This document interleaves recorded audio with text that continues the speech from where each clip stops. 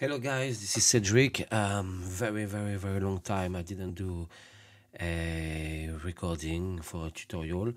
Today I'm going to try to keep it very brief. I have had few demand about how I did this little animation, a cloth animation in XP, XParticles, and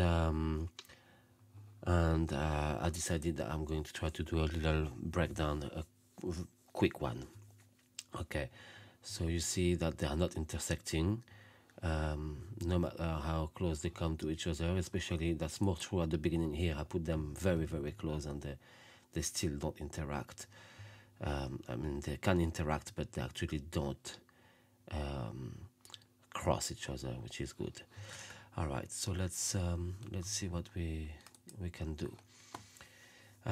I did something very simple. I went to MoGraph, put the cloner, took the plane, rotate the plane. So we're probably going to do like a low definition of it so that it's running a little bit better. But even in the example I showed you before, I cheated. I didn't actually make a very high definition. Still we're gonna add some stuff here, so let's make it like 250 and maybe 25, let's say, and 12, something like that for now. At least we will see.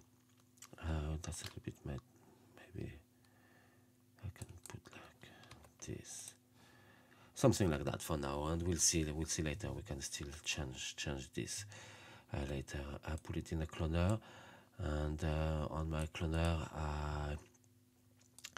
I chose linear. If I remember well, I had it this way, and then let's put like few clone together, like 8. Why not? And let's put them a little bit closer to each other.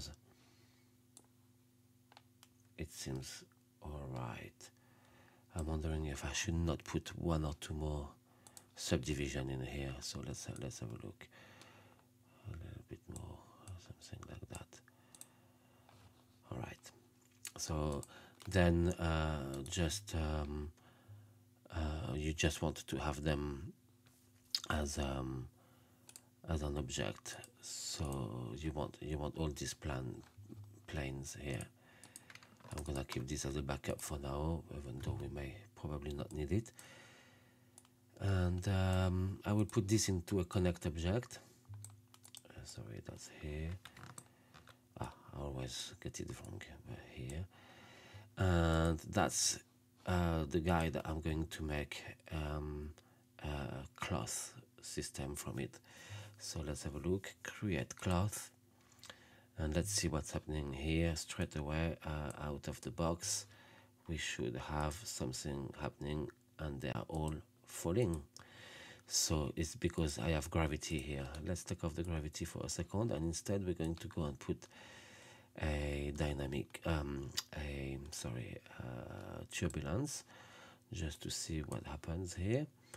And to make it more obvious, I'm going to put a curl turbulence, and let's reduce a little bit the size of it and have a look what happens here. Okay, so that's happening, but we will see that they will start to collide, even though we have a constraint here. There is chance, but sometimes it may get a little bit too crazy. I'm gonna hide the particles so that we don't see them for now. We don't need to see them. And let's have a look. They behave quite nicely at the moment, to be fair.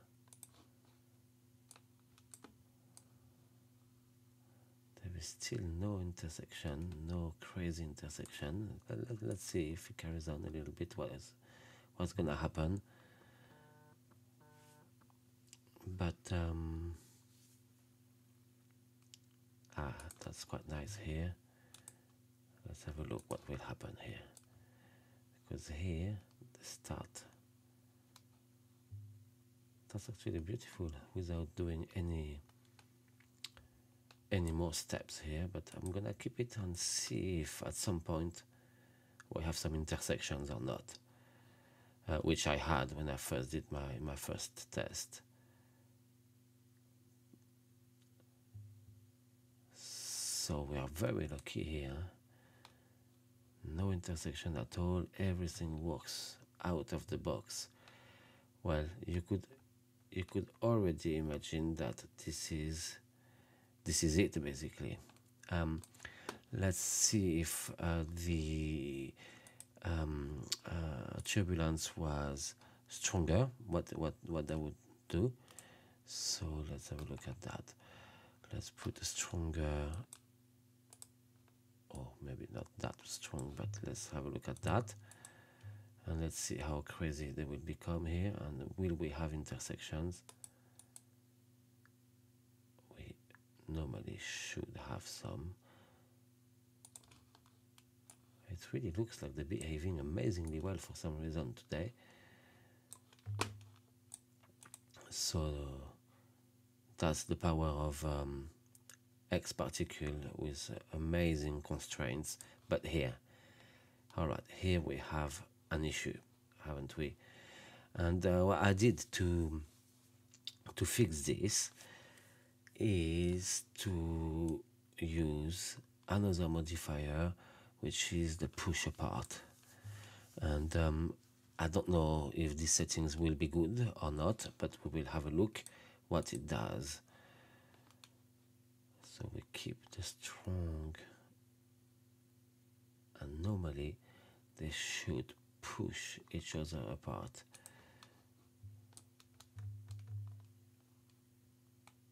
I will carry on, and we should avoid. Now we still have some crossing here. Maybe I did go too strong on my turbulence, and we have some crossing here too. But if I reduce the distance here and maybe a bit more the strength, let's have a look what's going to happen.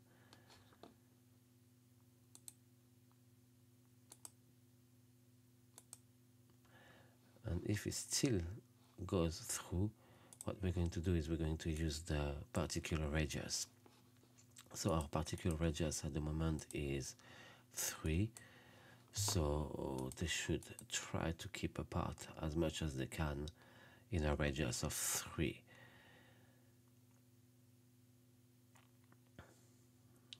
Okay, so will they still cross each other? And they do still cross each other here. So it is not working. Why not? So in the collision, the force, it worked when I first did it. So we have this. I'm not going to want to connect surface tension, no. We have our collisions in the group all.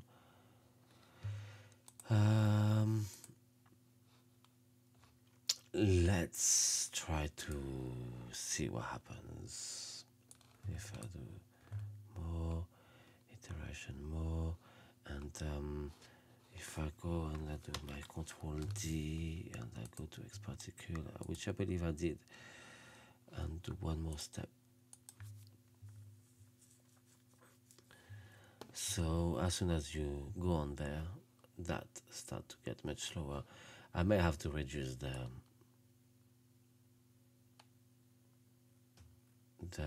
turbulence, which is a little bit crazily high at the moment. I want to see if that helps with the intersection that we had just previously, or if it still goes mad. So here it went again. Not yet.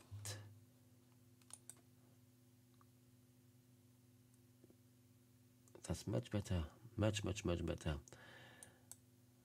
They don't seem to go through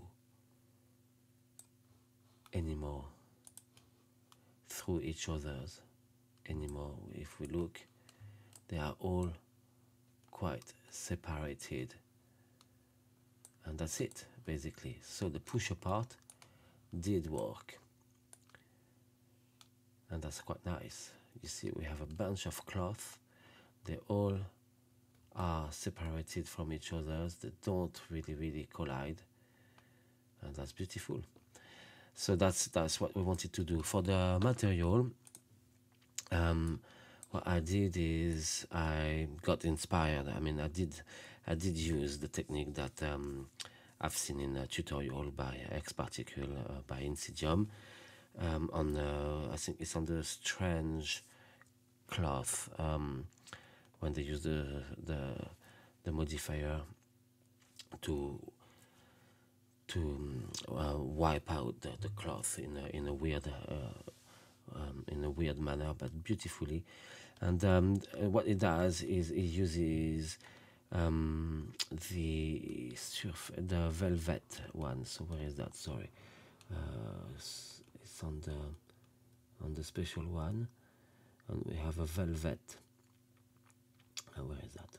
Where am I not gonna find it? XParticles. It's not here. It's not here. Where is it? It's not in. Oh, here. Sorry. All right. So as soon as you put this, I also obviously had an environment. I forgot which light I had on it, but I had probably a different HDR, or maybe this one. But I think I had turned it to a different angle. So let's have a look. Let's turn it at a different angle. Sorry guys, I got interrupted. So I'm here, I'm back. Alright, so let's have a look. If I turn around a little bit, not sure that will be okay. We're gonna for now we're gonna look it like this. So it looks ugly. Obviously, we can see all the subdivisions and stuff. It's absolutely not nice, but at the moment it keeps the simulation quick, so we're gonna keep it like this. And let's have a look at the material. What I've done is I've used the texture, an image texture here, and in the image texture I loaded one of the effects, the surface. Where is that? I never know. I'm gonna find it. It's this one, and I went to tiles, I believe, if I remember well, and so that was the one. On this one, you can choose. You have like several possibility here, and in the tutorial they use the wave here, but you can use really anyone. I've been using really like a multitude of pattern. You see, this one is not the same as this one, which is not the same as this one. They are all different. So we will have a look at how we can use these ones. So here we are. Let's imagine that we take maybe not plank, but we could take like a random. Let's have a look at what a random is like this, and we're gonna remove the colors. We don't need the blue, so we're gonna put black. We don't need this one, we're gonna put black, and this one we're gonna put white for now. So that gives us this. Let's have a look. Circle is quite cool also. Maybe we're gonna use circle for now, and then we can play with the global scale, have them smaller, and we can also play with this if we wanted to have like this type of patterns, more elongated like this.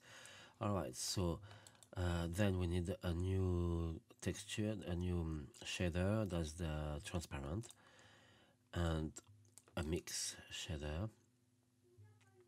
And with this, we're going to pipe this one here, this one there, and we're gonna choose this one as the factor. That's going to become our thing, and we start to get the effect. So now the only problem is, you see that where it was black, it gets very transparent, and we don't necessarily want this, so we can come here and play with this. So I prefer to play with the color slider around here, so we can see directly what is gonna do. And if we want it less transparent or more transparent, so it's not working the way I want. So let's have a quick look at our tiles here. I want to come back to this one, and maybe I need to do the opposite. How about if I do white on this one and black on that one? Better. Alright, and now on my transparency I can play with this.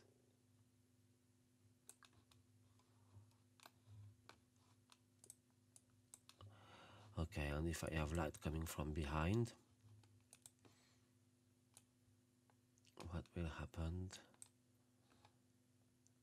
is that we're gonna start to see through the cloth in transparency. So I don't see it for now. I don't understand why, but it was very apparent when I did it the first time. Because you can get some very nice lighting.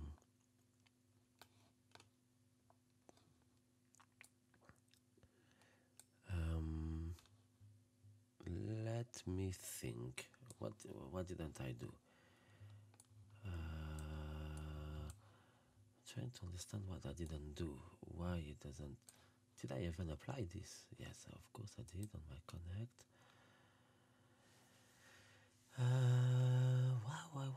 Why isn't it so obvious? I was expecting it to be much more obvious normally. Now it doesn't change much when I change my transparency. So, oh, sorry. What I did also is sometimes put a little bit of color in there. That's an ugly color. Okay, that's start to work better with a little bit of color. And that's it. Now we want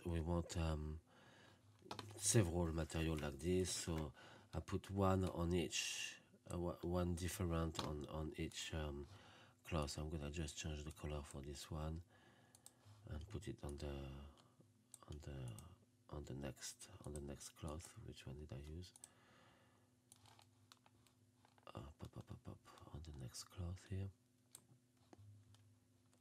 And you see, now we can see the transparency much better.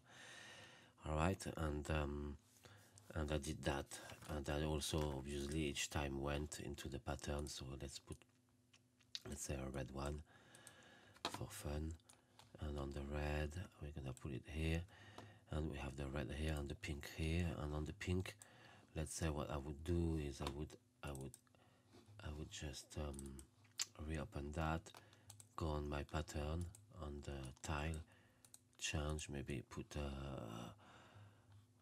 weave, why not, and straight away we'll start to change the actual pattern here. I will maybe think like, okay, let's have it on the V, and a little bigger, keep this nicer. So now it's very huge, so that's ridiculous, but you get the picture, you get the idea. And have different patterns so that each cloth is different. Now it doesn't still look the same as what I had, because what I would do normally is I would cache here. I could bring a cache object. It would cache very quickly. Let's take 100 frame for now. Here, 100 frame, and we can get XP cache. I would choose a place, build cache. It should go fairly quick. And once I have my cache, I will then put it into a subdivision surface to get a little bit of a better definition, because still here we can see that it's not very nice. It looks very blocky, not great. And then I would also put it into XP cloth surface. So we're gonna do that in a minute. I can stop, but actually let's be patient. It's gonna take 17 seconds. Then we're gonna finalize this little thing and have our animation almost ready. The camera work and the depth of field, it's going to be up to you, but I'll still show you very quickly if you want. All right, so you can put this into a subdivision surface, which is here. All right, and if you put the actual cache in a subdivision surface, that will work. Normally that's what I do, and that will soften our cloth a lot. So maybe 2 is a lot. 3, 1, 2. I'm not sure what we want yet. And then we want to get to the cycle, to the cloth again in the dynamic, and here we can put it in the XP cloth surface. So I don't want subdivision from here. We will see the thickness that we want, and if we want an angle or not. We take that and we put our connect object into the surface, and that's it. It will start to give it some things. So let's have a look at it. I put the cache in here. The cache, it's not the cache. I'm very silly. This is what we want to put, is this, like this, and that start to give us like this little edge. So if it's too big, you can choose a different thing, different thickness. And for this, if you have 0 or 80, it doesn't really quite matter at the moment. What it will change is if you have break, if you break the cloth, it will arrange nicely. So now we see we have some nice edges. We could work on these edges more. They have another amazing tutorial to do like glowing edges, but we don't need to do that now. And once you're happy with your work, with your simulation, you can choose an angle that you really like, a light that you really like, and you add a camera. On your camera you put a cycle camera tag, which is very cool because you can do a lot with it. I mean, very quickly you can add some bokeh and some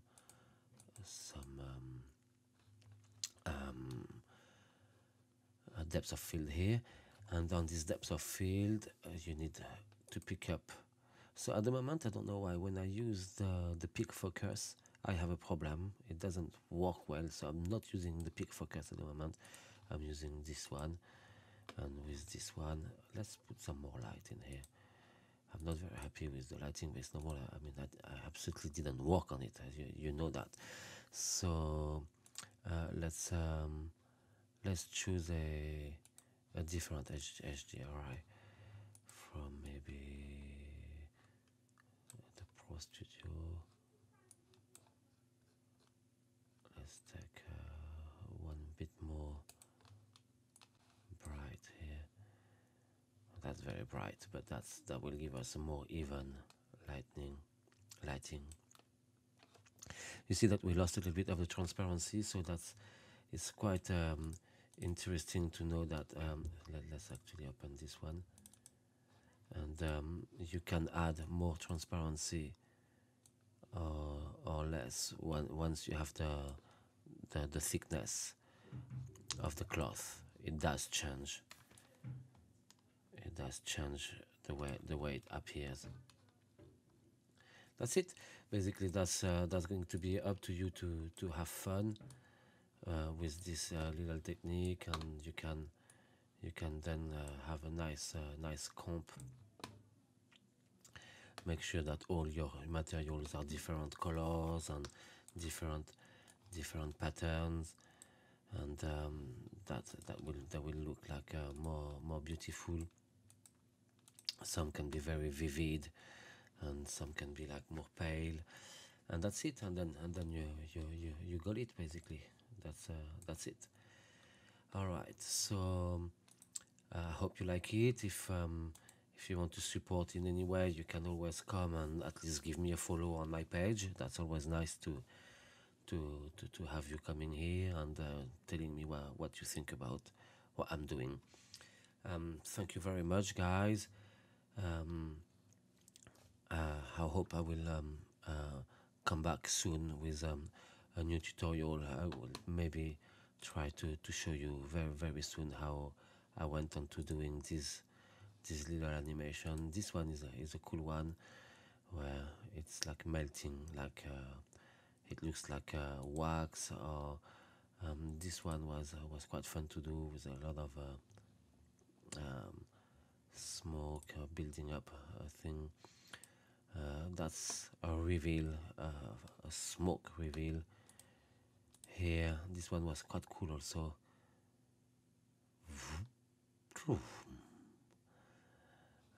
So that's the type of thing I do, and if you like it, don't hesitate to come and give me a little follow.